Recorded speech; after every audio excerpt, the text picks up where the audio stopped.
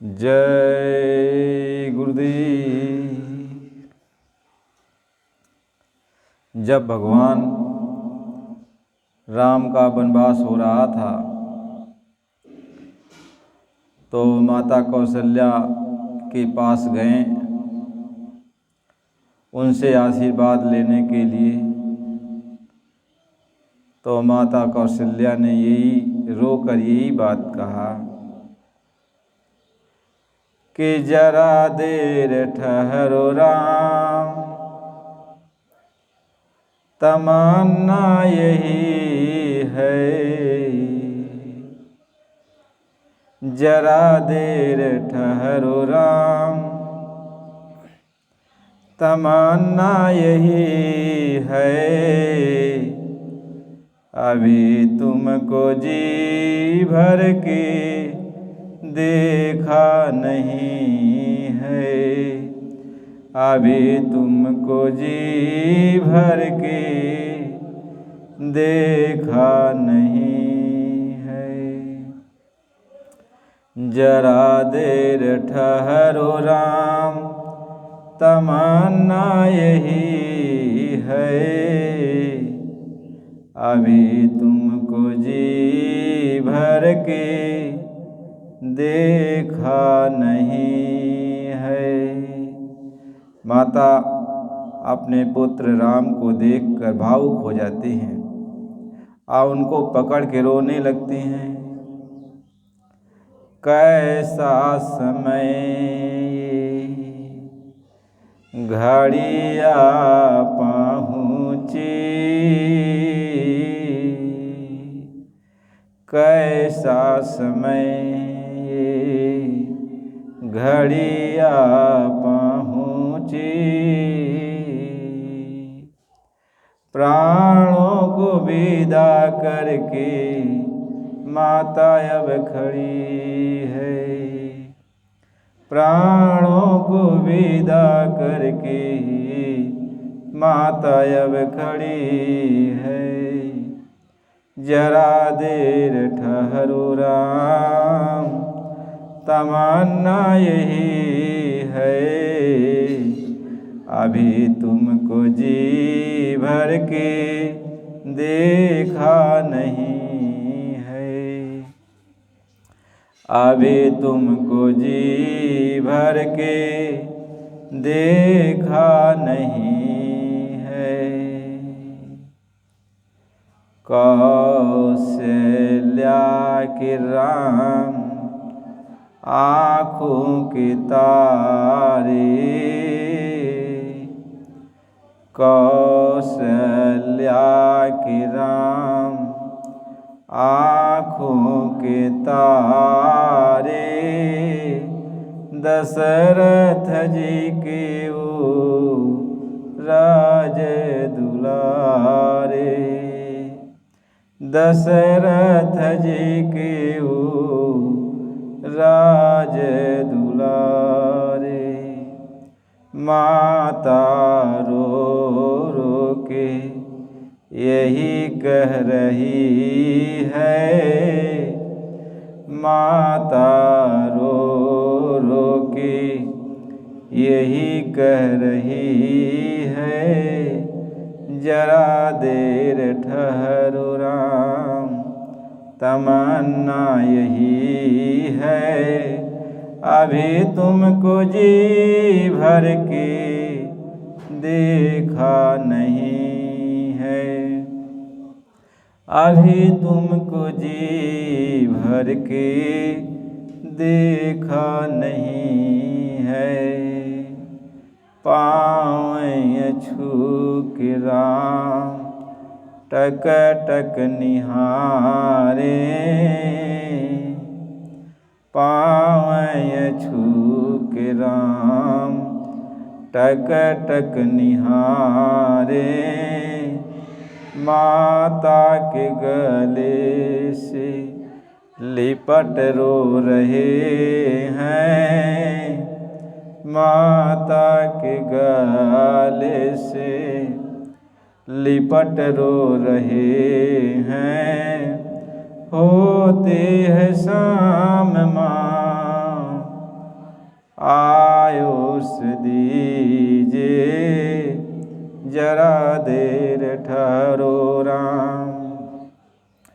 तमन्ना यही है, अभी तुमको जी भर के देखा नहीं है। रो रो के माता का बुरा हाल होता, राम राम कह के पिता रो रहे हैं। जरा देर ठहरो राम, तमन्ना यही है, अभी तुमको जी भर के देखा नहीं है। अभी तुमको जी भर के देखा नहीं है। आयसुले के जब राम चल दिए हैं, आयसु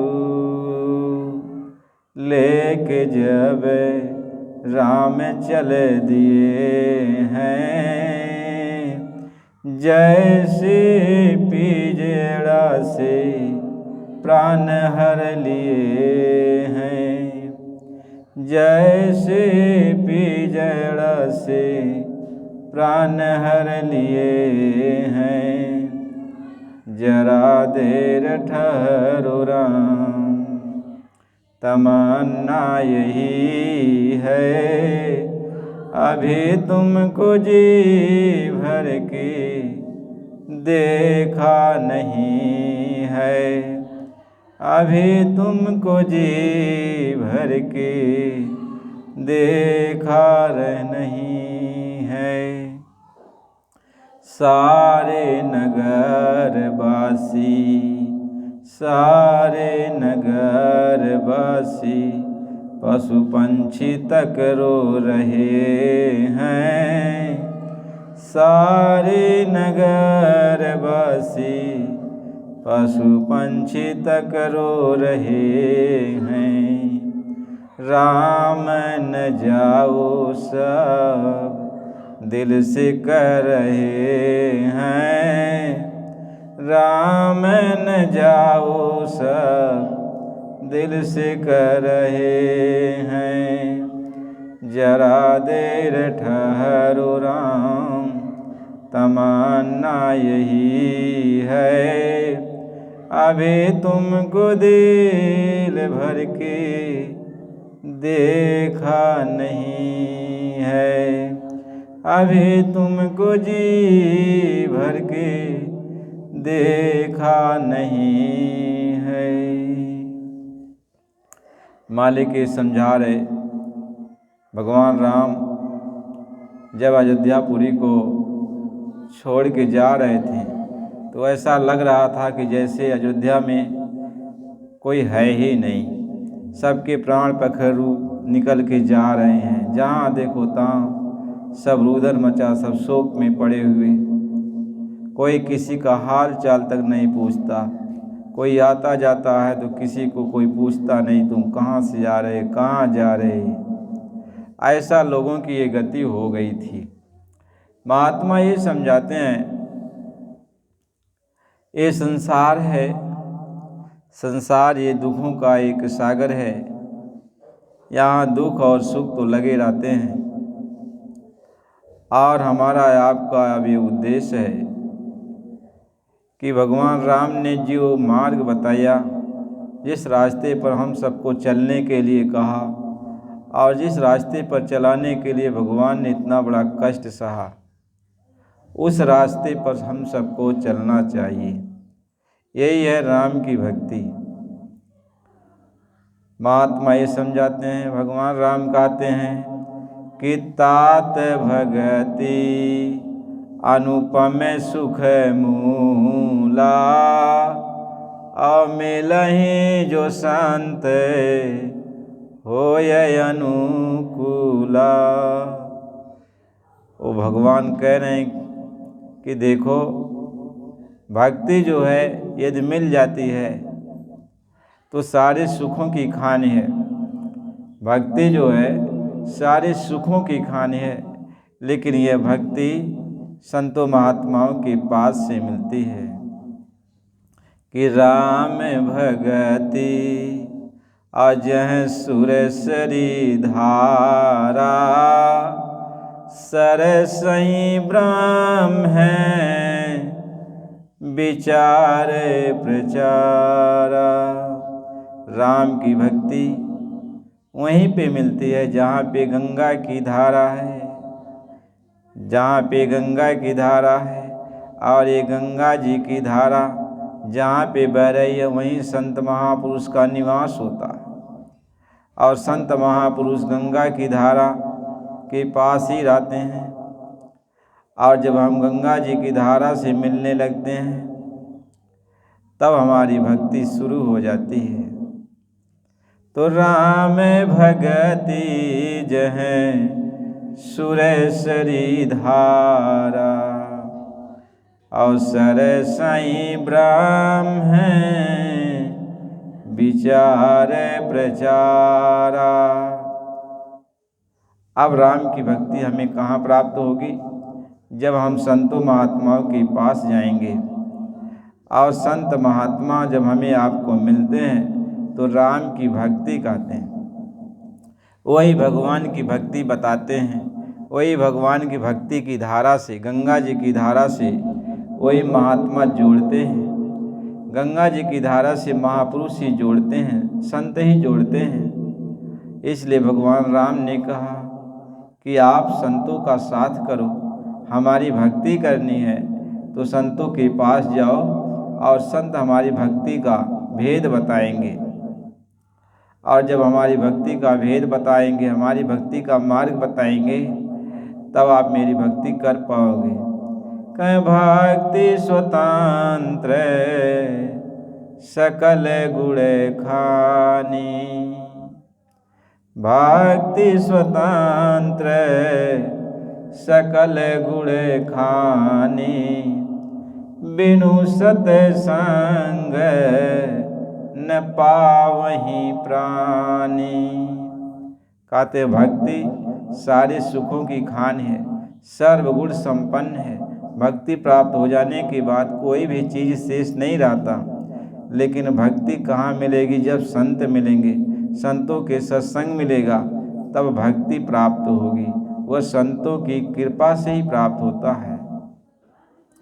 इसलिए महापुरुष समझाते हैं कि भगवान यही कहते हैं कि मेरी भक्ति करना चाहते हो, मुझसे प्रेम करना चाहते हो, मेरे धाम आना चाहते हो, मेरा दर्शन करना चाहते हो, तो आप पहले संतों के पास जाओ। क्योंकि मैं संतों के अंदर रहता हूँ, संतों के पास रहता हूँ। क्यों? कि संत का मेरे सिवाय और कोई सहारा नहीं होता। संत सब कुछ में मुझको अर्पण कर देते हैं और मेरे में और संत में और कोई भेद नहीं होता। महात्मा इस बात को समझाते हैं। पलटू साहेब जी लिखते हैं कि बड़ा होयत ही पूजी, बड़ा होयत ही पूजी, संतन किया विवेक, और संतन किया विवेक, ज्ञान का दीपक लीन्हा। कहते हैं जो बड़ा है उसको पूजो, जो सर्वोच्च है उसको पूजो, जो सबका मालिक है उसको पूजो, उसकी आराधना करो तो सबकी पूजा अपने आप हो जाएगी। कहीं बड़ा होयत ही पूजिए, संतन किया विवेक, और संतन किया विवेक, ज्ञान का दीपक लीन्हा। और देवता 33 कोटि, नजर में सबको चिन्हा, और तिनका खंडन किया पकड़ के 3 निकारा। और तीनों में 2 सही, मुक्ति का एक द्वारा। और हरि हैं गुण के बीच, संत हैं गुण से न्यारा। बड़ा होयत ही पूजिए, संतन किया विवेक। कई महापुरुषों ने कहा कि मैं सही बात बताता हूँ कि जो सबसे बड़ा उसका पूजा करो तो सबकी पूजा हो जाए। तो बड़ा कौन? कहें देवता 33 कोट नज़र में सबको चीना, 33 कोट देवताओं को भी चीना देखा, तो उसमें सबको निकालते निकालते 3 को निकाला। अब ब्रह्मा विष्णु महेश तीनों को निकाला। तीनों में द्विसही मुक्ति का एक है द्वारा, और तीनों में 2 सही हैं। तीनों में 2 सही मुक्ति का एक है द्वारा, तो 2 तो उसमें सही हैं। भगवान शिव जी और भगवान विष्णु जी, ये दोनों सही हैं। लेकिन उसमें मुक्ति का एक ही द्वार है, मुक्ति का जो एक ही मार्ग है कि आप शिव की भक्ति करो तो आपको मुक्ति मिलेगी।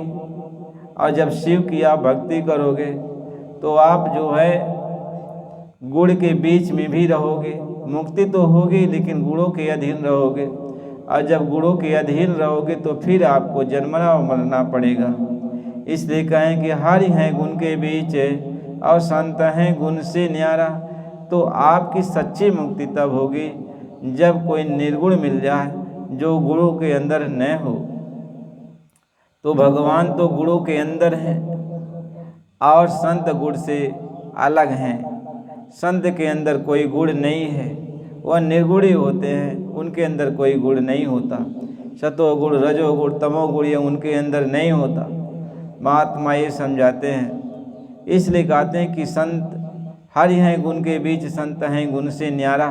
तो हरि तो गुणों के बीच में है, वो तो मोक्ष मुक्ति आपको देंगे, लेकिन उनकी जो मोक्ष मुक्ति होती है वह गुणों के द्वारा होती है। जैसे आपका गुण है उसी के अनुसार मोक्ष मुक्ति देते हैं। और फिर जब आपकी तमन्ना नीचे को आने को होती है, आपका गुण जो है आपका पुण्य खत्म होता है, तो फिर आपको नीचे उतरना पड़ता है। लेकिन संत गुण से न्यारे हैं, संत के अंदर कोई गुण नहीं है। इसलिए जब संतों के पास चले जाते हो, उनके द्वारा जब मोक्ष मुक्ति प्राप्त होती है, तो फिर आपको आवागमन के चक्कर में नहीं आना पड़ता। महात्मा ये समझाते हैं। इसलिए संत महात्मा के लिए सभी महापुरुषों ने और सभी धर्म मजहब ने और सभी देवी देवताओं ने संतों की महिमा गाई है। संतों की महिमा सबने गाई और संत का सबने आदर सम्मान किया। और भगवान कहते तो मैं तो संतों के हृदय में बसता हूँ, और संत ही मेरी आत्मा है, संत ही मेरे प्राण हैं, और मैं संतों से अलग नहीं हूँ। और जो मेरे भक्तों को यानी संतों को जो तकलीफ़ देता है, तो मैं उसको बहुत उसके जड़ मूल से उसको बहा देना चाहता हूँ खोद कर। इसलिए मेरे भक्तों को, मेरे संतों को तुम तकलीफ़ मत दो। भगवान ये कहते हैं कि मेरे भक्तों को तुम तकलीफ़ मत दो, यानी मेरे संतों को तकलीफ़ मत दो। यदि उनको तुम तकलीफ़ दोगे तो तुम्हें जड़ से खोद कर मैं बहा दूँगा। इसलिए सब कुछ बर्दाश्त कर लेता हूँ, लेकिन संतों महात्माओं की तकलीफ़ को मैं बर्दाश्त नहीं करता। ये भगवान राम कहते हैं, भगवान कृष्ण कहते हैं, ये भगवान कह रहे हैं। आप बताओ, आप संतों को कुछ नहीं समझते हो, और भगवान कहते हैं कि मैं संतों का सेवक हूँ। संत मेरी आत्मा है, संत मेरे प्राण हैं, संत मेरे हृदय में बसते हैं, और मैं संतों के हृदय में बसता हूँ। और आप संतों को नहीं समझते हो, संतों को कुछ भी कह देते हो। और भगवान ये कहते हैं जब तू संतों को कुछ कहेगा तो मैं तुम्हारे खिलाफ हो जाऊंगा। इसलिए कहें कि गुरुद्रोही मम दास कहावे, सो नर मोहि सपने ना पावे। कहते हैं जो गुरु का द्रोही यानी महापुरुषों का जो द्रोही है और मेरा दास बनता है, तो कभी भी सपने में भी मुझको नहीं पाता। इसीलिए गुरु से द्रोह घात जो करता, और गुरु की निंदा से नहीं डरता, और गुरु को मानुष रूप समझता, कहते हैं अब उसको क्या कहा जाए जो गुरु की निंदा से नहीं डरता, गुरु को मनुष्य का रूप समझता है। और भगवान कहते हैं जो गुरु की निंदा करता है, जो गुरु को जो है सम्मान नहीं देता है, जो गुरु को आदर नहीं देता है, कहते हैं मैं उसको सपने में भी नहीं मिलता। मेरा दास वो कहता है कि मैं राम का दास हूँ, कृष्ण का दास हूँ। तो भगवान राम भगवान कृष्ण यही कहते हैं, जो मेरे संतों को, मेरे भक्तों को जो तकलीफ़ देता है, उनको कुछ समझता नहीं है, तो मेरा भक्त मुझको सपने में भी नहीं पा सकता है। मेरा भक्त सच्चा वही है जो संतों का सेवक है, जो संतों के पास जाता है और संतों की बात को मानता है। क्योंकि संत मिले तो मैं मिल जाऊं, क्योंकि संतों के पास जब तुम जाओगे तो संत मेरी ही भक्ति करवाते हैं, मेरी ही भक्ति करवाते हैं और मुझसे ही मिलने की बात करते हैं संत, और मेरे ही पास आने का रास्ता बताते हैं। उनके पास तो और कुछ है ही नहीं, महात्माओं के पास तो कुछ और नहीं है, मैं ही तो हूँ। तो मेरे पास ही वो भेजते हैं और मेरे ही भक्तों को तुम तकलीफ़ देते हो, तो बताओ तुम मेरे दास कैसे हो। इसलिए महात्मा समझाते हैं संतों की निंदा मत करना। कहें संत की निंदा में नाई भला, 84 भोगी की आया और 84 भोगन फेर चला। कहते संतों के निंदा में आपकी भला नहीं है, आप जो है संतों की निंदा करोगे तो फिर आपका कभी कल्याण होने वाला नहीं है। इसलिए संतों की निंदा मत करना, संतों को तकलीफ़ मत देना, ये भगवान कहते हैं। भगवान राम आए वो भी संतों के रखवाले बने, भगवान कृष्ण आए वो भी संतों के रखवाले बने, हनुमान जी वो भी संतों के रखवाले बने। जितने भी आए सब लोग सभी तो संतों के रखवाले हैं, और आप संतों को कुछ समझते नहीं हो, आप संतों को बुरा भला कहते हो। और ये सारे भगवान संतों के आश्रम में जाते, संतों की बात को मानते, संत जो कहते हो भगवान उस बात को सुनते हैं, महात्मा इस बात को समझाते हैं। इसलिए भगवान हमेशा कहते हैं तुम मेरे भक्तों को कष्ट मत देना, यानी संतों को तुम कष्ट मत देना, वो मेरी शरण में आ गया है। कहते हैं कि मैं हूँ श्याम श्याम है वह भी, मैं हूँ श्याम श्याम है वह भी, अब मेरा उसका फेरा, वह मेरे बिन रह न सकेगा, वह मेरा ही मेरा। मैं हूँ आँखें ज्योति वह मेरी, मैं हूँ आँखें ज्योति वह मेरी, और मेरा उसका फेरा। मैं हूँ राम राम है वह भी, मैं हूँ राम राम है वह भी, और संत संत कहूँ मैं, और संत संत कहूँ मैं, संतों के पीछे भागा भागा, राम और श्याम चले जाते। महात्मा ये समझाते भगवान राम संतों के पीछे पीछे, भगवान कृष्ण संतों के पीछे पीछे, हनुमान जी संतों के पीछे पीछे। कहते संतों के रखवाले, संतों के पीछे पीछे जहाँ जहाँ संत जाते तहाँ तहाँ भगवान राम, भगवान कृष्ण, हनुमान जी, ये सारे लोग संतों के पीछे पीछे जाते, उनकी रखवाली करते, उनकी देखभाल करते।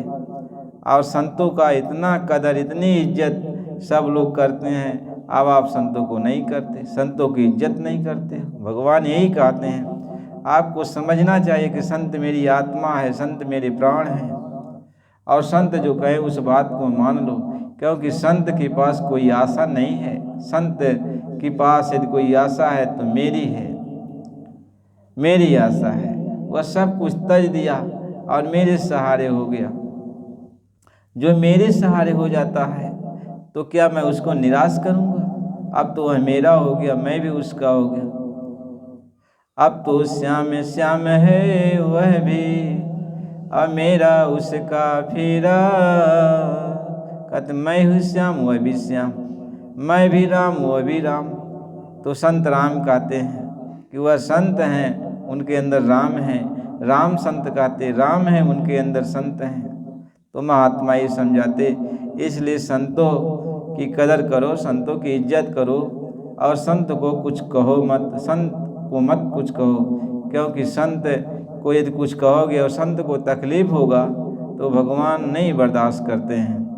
इसलिए भगवान क्या दया चाहते हो, भगवान के आशीर्वाद चाहते हो तो संतों महात्माओं की सेवा करो। आपके दरवाजे पर आ जाए तो उनकी इज्जत करो और उनको बुरा भला मत कहो। महात्मा इस बात को समझाते हैं। गुरु महाराज जी ने कहा, पहले ज़माने में ये था बच्चा कि जब लोग गृहस्थ आश्रम में रहते थे तो जब उनका उम्र का 3 हिस्सा बीत जाता था, 1 हिस्सा रह जाता था तो वो घर बार को छोड़ देते थे और यहाँ पे जो भी उनको कर्म करना था, लोगों को खिलाना पिलाना और सारा कुछ करके अपने बाल बच्चों से और अपने गांव समाज से सबसे हाथ जोड़ के माफ़ी मांगते कि देखो भैया, हमारे जीवन में हमने आप लोगों के साथ यदि कोई ऐसा बर्ताव किया तो हमें माफ़ कर दो। और सबसे हाथ जोड़ते और पूरे सबसे मिलते जुलते घर परिवार वालों से और कहते कि देखो अब मैं तो जा रहा हूँ, तीर्थ व्रत करने जा रहा, और फिर अब मालिक की इच्छा है कि वापस फिर आऊँगा कि नहीं आऊँगा, ये है कि हमारा अब कोई आशा मत रखना। तब वो निकल जाते थे घर से और साधु महात्माओं की संगत करते, तीर्थों में जाते आते जाते उनका समय पूरा हो जाता और फिर वापस वो घर पे नहीं जाते थे। पहले का ये समय ऐसा लोग करते थे कि जब उम्र का 3 हिस्सा बीत जाता और 1 हिस्सा रह जाता था तो वो लोग वानप्रस्थ आश्रम में चले जाते थे। महात्मा ये समझाते हैं, अभी है इस समय महात्मा समझाते हैं आपको कहीं जाने की ज़रूरत नहीं, आप संतों महात्माओं की खोज कर लो और उनसे रास्ता लेकर के घर परिवार में रहकर और वह तुम भजन कर लो। यह गृहस्थ आश्रम में ही तुम भजन कर लो, 1 घंटे सुबह शाम भजन कर लो, भक्ति कर लो। इससे क्या होगा, तुम्हारी आत्मा का कल्याण भी हो जाएगा, आत्मगति भी हो जाएगी और तुम्हारा वानप्रस्थ आश्रम जो है वो भी सिद्ध हो जाएगा। इसलिए महात्मा जोर दे के कहते हैं कि आप सब लोग जो है अब गृहस्थ आश्रम में रहकर ही भक्ति कर लो।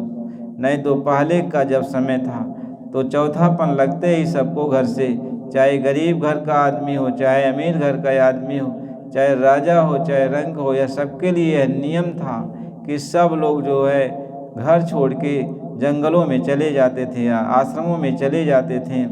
जब उम्र का तीसरापन ख़त्म हो जाता, चौथापन लगता था। लेकिन महात्माओं ने इतनी सहूलियत आपको दिया कि आप चौथेपन तक अपने ही घर में रहो, लेकिन महात्माओं की खोज करके उनसे रास्ता लेकर घर में ही साधन भजन कर लो, भक्ति भाव भजन कर लो, भगवान को याद कर लो और आपका काम भी बन जाए। लेकिन फिर भी आप नहीं मानते हो। महात्मा इस बात को समझाते हैं, जैसे जैसे यह जीव की उम्र बढ़ती जाती है, वृद्ध होता जाता है, दुनिया की लालसा बढ़ती जाती हैं और दुनिया को अपना बनाने में लग जाता है। उम्र की अवस्था में जो उसको भजन करना, मालिक को याद करना, उसमें और उसकी लालसा बढ़ जाती है और लोभ लालच उसको सताने लगता है, काम क्रोध लोभ मोह विकार बढ़ जाते हैं। महात्मा समझाते हैं अब वह जीव चिड़चिड़ापन हो जाता है। इसलिए संतों की संगत बहुत ज़रूरी है।